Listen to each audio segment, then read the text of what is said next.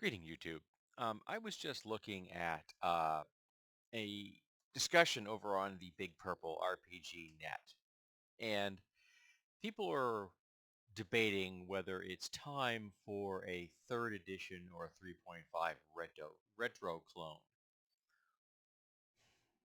And I'm a bit mystified because they seem to be simultaneously extreme dead tree purists while also discussing products that would almost exclusively be released in digital format. So why do I find this strange? Well, before the advent of digital documents, getting copies of early gaming material could be very difficult to do. Prices could be exorbitant because there was a limited supply. They'd only printed so many copies of stuff. So if you wanted a copy of something like the original chainmail, which I've got up on that shelf there, it was difficult to get. It just wasn't available. And if you were, late in the second edition era, even getting some first edition stuff might have not been easy to do. Um, and we're talking, Advanced Dungeons and Dragons first edition and Advanced Dungeons and Dragons second edition. They dropped the advanced when they went to third edition. Um, kind of like they dropped the name of the Dragon magazine from the Dragon magazine to just Dragon because it was kind of awkward to say, hey, have you seen the latest issue of the Dragon magazine or something like that. But once you had the third edition SRD, people began to build retro clones of those earlier editions. And I've looked at many actually, retro clones over the years, and many of them do a good job or a bad job of emulating that era. And for me, that means dragging all the things along with that era, which I despise. So you're preserving the things that I hate just so that you can get the things that you think are spiffy. And I think that the things that you're dragging along that I don't like aren't worth what you get at. But here's the thing. I have all my first edition books. All of them. They're right here. Okay? I have a number of my second edition books. I get rid of almost all of them, but some of them I kept. Um, I have got rid of all my third edition books when 3.5 came out. I have all my third edition books, 3.5 edition books. I have all my first edition books that I purchased. But as we got further and further into the digital age, getting copies through additional means of older editions became easier and easier. And how many of us are carrying around digital copies of every edition of D&D? Okay? There's my wife. See, hi, wife. Um, I'm carrying around every edition I want to carry around. I've got Pathfinder first and second stuff on there. I've even got some D&D fifth edition on there because I was just wanted to take a look at it. And for example, Gene Funk, excellent iteration of the fifth edition rules in my opinion, and far less annoying to me in the science fiction setting rather than in high fantasy. Um, but if you were to recreate a third edition or a 3.5 clone, because in your opinion, the dead tree versions of those books are getting scarcer, you're going to release it as a digital document, maybe print on demand, but initially a digital document. So if you're comfortable with owning a product, a new product in digital form, and I just last week, I think it was, bought a handful of digital documents off of our drive-through RPG, um, and you're comfortable using the digital document that is the 3. SRD and the 3.5 SRD to build your retro clones.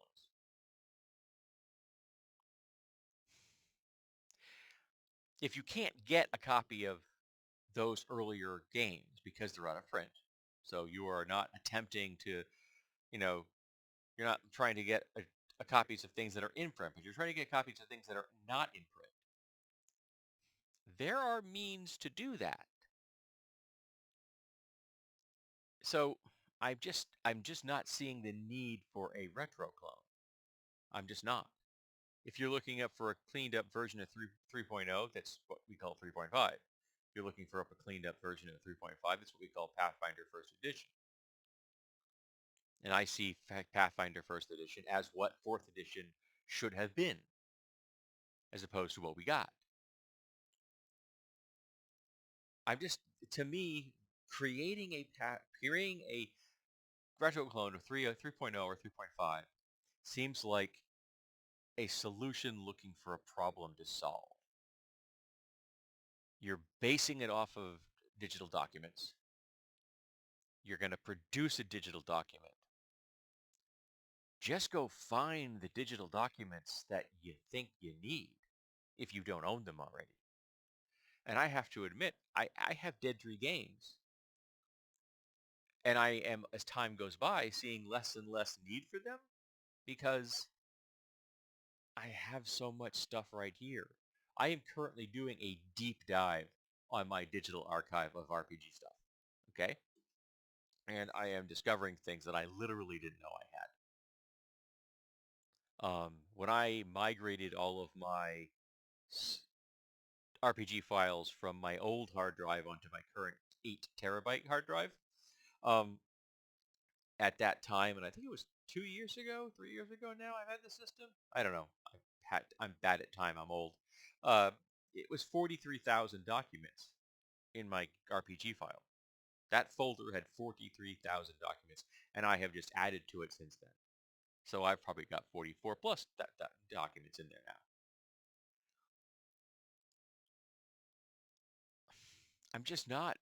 I'm not seeing the need for a 3.0 or 3.5 retro clone unless you are desperately looking for something that's cleaned up in a way that you like. And there are lots of people out there who have created their own iterations of 3.5 and 3.0 already because they could and they're available. And some people say, well, if they yank the license back and things like that, and I don't see them doing that. I really don't, because there's just so much out there. It'd be impossible. It would just, the tighter you squeezed a handful of sand, the more you lose. You couldn't get it all, and you never would. And again, if you if you want to spend 30 seconds of your life looking for any of the 3.0 or 3.5 books that you think you really would like to look at, and you don't possess Dead Tree versions, I'm really confident you would find what you were looking for in a digital format that you can view on your PC or your laptop or your tablet or your phone. And my wife doesn't like to read things on the phone. I'm very comfortable reading things on the phone now. I will admit I don't like reading full width pages on my phone. So I still read Dead Tree books at work. But I also like reading RPG books because there's the columns. They've usually got two, sometimes 3 columns. I find a 2 column layout much more comfortable, which I can then make the full width of the screen or close to the full width of the screen I want, and then just and I can just read, at my leisure, and I find it very comfortable. Looking at some of the class charts and stuff is a little awkward because you got to kind of shuffle back and forth at that scale. But it's not a deal breaker. And it means that I can look at gaming stuff anywhere I go. I read RPG books every single day before I start my day at work. I go to work early, I sit down, I listen to blues and jazz, and I read gaming books, and I kind of get myself into a right position before I go face the chaos that is my job. So I'm just not seeing the need for a 3.0 or 3.5 retro clone. And I know that I am suggesting people do things that some folks consider to be unlawful.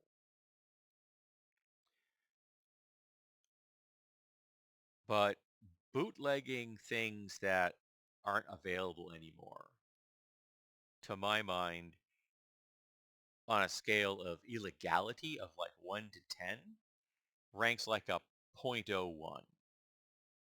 It is not something that anybody should be concerned with at all. If you can no longer purchase something, I don't think it's an issue. And a lot of the times, folks, when we're purchasing things now, we're purchasing things now. And if purchasing isn't owning because they can retract that thing, then bootlegging isn't really, you can probably finish that sentence for yourself. So tell me, do any of you think that there's a justification for a 3.0 or a 3.5 retro clone? Are there not enough variants and iterations of those systems now in existence, either dead tree or digital formats, that they cover every conceivable possible niche or variant that you could want? I mean, to my book, if you want a variant of that era that is incredibly good, I'd go to Radiance or Everstone, The Blood Legacy. Both of those are excellent. Though Radiance is I think a better better put together, a better organized, a better presented system than is Everstone, The Blood Legacy. But still, Everstone is very evocative, and I do recommend getting a copy and looking at it. And Radiance is legally free to anyone that wants it. You just go to Drive Through RPG, and you can get a copy of their player's book for nothing. Though I do recommend getting their they put out a GM's guide and an additional game reference at a later date. I think their additional reference guide, which is the expanded rules or something like that, that is also very, very good. New species, new class ideas, things like that. But yeah, let's talk about a clone of a game that I don't think needs a clone because they're so easy to acquire now. So to me, a clone of that era is a solution looking for a problem.